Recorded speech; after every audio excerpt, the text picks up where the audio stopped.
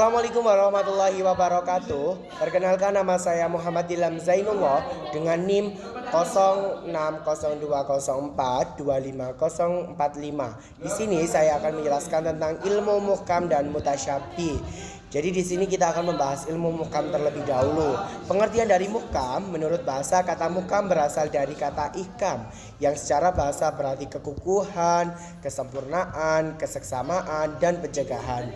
Kemudian muhkam ialah lafaz yang artinya dapat diketahui dengan jelas dan kuat, secara berdiri sendiri tanpa diwakilkan karena susunan terbitnya tepat, dan tidak ada kemusykilan karena pengertiannya masuk akal sehingga dapat diamalkan dengan mudah.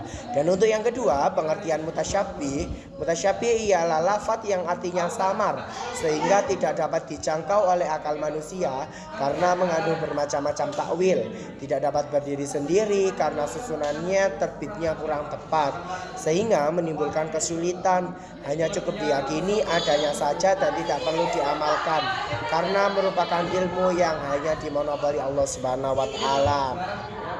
Kemudian perbedaan muhkam dan mutasyabih. Lafaz muhkam adalah lafaz yang tidak bisa diwakilkan kecuali hanya dengan satu arah atau satu segi saja. Contohnya, sedangkan la mutasyabih adalah lafaz yang artinya dapat ditakwilkan dalam beberapa arah atau segi karena memiliki banyak makna, misalnya makna syurga, neraka, dan lain sebagainya.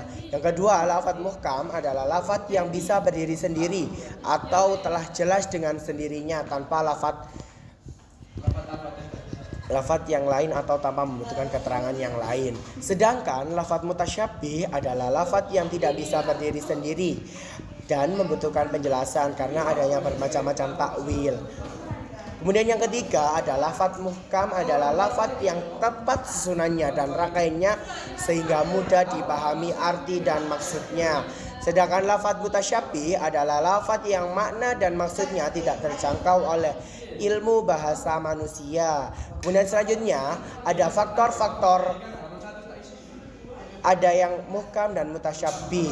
Jadi di sini saya akan menjelaskan tentang faktor-faktor adanya muhkam dan mutasyabih. Ada 3. Yang pertama, kesamaan pada lafaz.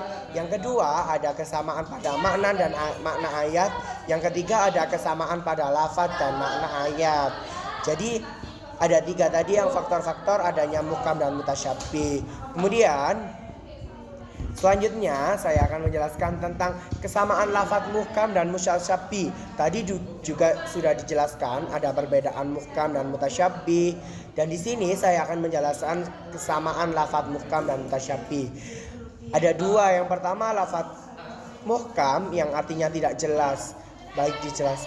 Lafaz mufrad yang artinya tidak jelas, baik disebabkan oleh lafaz yang gharib maupun mustarak.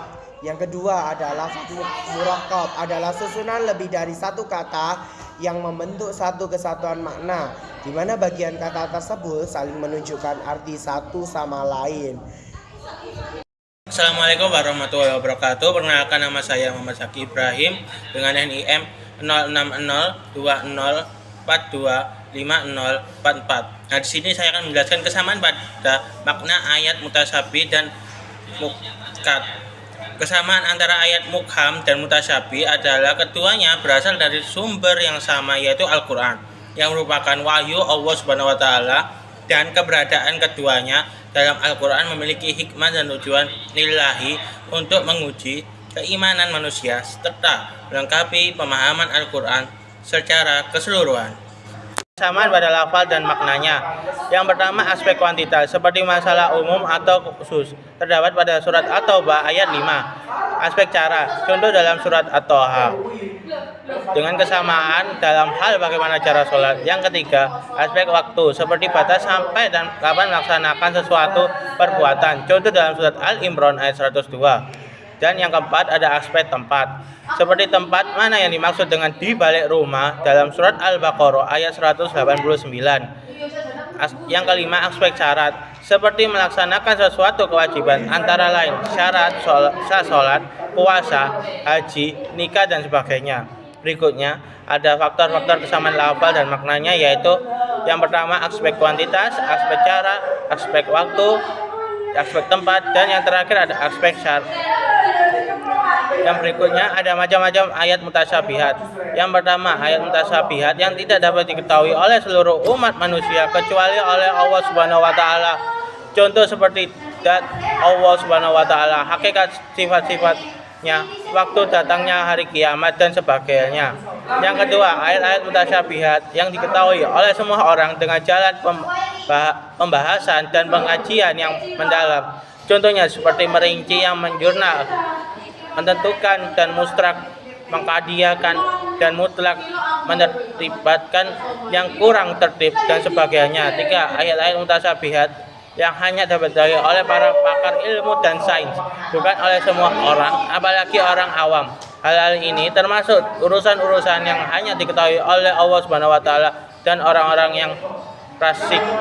Sekian akan dilanjutkan oleh teman saya yaitu Rifki. Assalamualaikum warahmatullahi wabarakatuh. Perkenalkan, nama saya Muhammad Rifki Sutiaji dari NIM 0602045043. Saya akan melanjutkan presentasi dari teman saya. Hikmah adanya ayat-ayat muhkamat. 1. Menjadi rahmat bagi manusia, khususnya bagi orang yang kemampuan bahasa Arabnya lemah. Dengan adanya ayat-ayat muhkam yang sudah jelas arti maksudnya, sangat besar arti dan faedahnya bagi mereka. 2. Memudahkan bagi manusia mengetahui arti dan maksudnya, juga memudahkan bagi mereka dalam menghayati makna dan maksudnya agar mudah mengamalkan pelaksanaan ajaran-ajarannya. 3. Mendorong umat untuk giat memahami, menghayati, dan mengamalkan isi kandungan Al-Quran, karena lafal ayat-ayatnya telah mudah diketahui, gampang dipahami, dan jelas pula untuk diamalkan. 4. Menghilangkan kesulitan dan kebingungan umat dalam mempelajari isi ajarannya, karena lafal ayat-ayatnya sudah jelas arti dan maksudnya, tidak harus menunggu penafsiran atau penjelasan dari lafal ayat atau surah yang lain. Adanya ayat-ayat mutasyabihat. Ayat-ayat mutasyabihat yang maknanya hanya diketahui oleh Allah Subhanahu wa taala, sebagai rahmat Allah Subhanahu wa taala bagi hambanya yang tidak mampu mengetahui segala sesuatu. Karena itu, Allah Subhanahu wa taala tidak mengatakan di dalam Al-Qur'an kapan kiamat akan terjadi, sebagaimana Allah Subhanahu wa taala tidak mengatakan kapan ajal seseorang manusia akan datang, sehingga manusia tidak malas untuk mempersiapkan bekal menghadapinya. Allah Subhanahu wa taala menurunkan ayat-ayat mutasyabihat sebagai ujian dan cobaan bagi hambanya, apakah beriman dengan makna yang dikabulkan oleh Allah Subhanahu wa taala dan menyerahkan sepenuhnya kepadanya, atau tetap bergelut dengan ayat-ayat itu untuk memahami maknanya. Sebagai dalil bahwa pada hakikatnya manusia adalah makhluk yang lemah dan bodoh walaupun memiliki ilmu yang banyak, juga sebagai kuasa Allah Subhanahu wa taala, bukti dan keluasan kebesaran ilmunya yang mencakup segala sesuatu di langit dan di bumi, memperlihatkan kelemahan akal manusia. Akal sedang dicoba untuk meyakini keberadaan ayat-ayat mutasyabihat, sebagaimana Allah Subhanahu wa taala memberi cobaan pada badan untuk beribadah.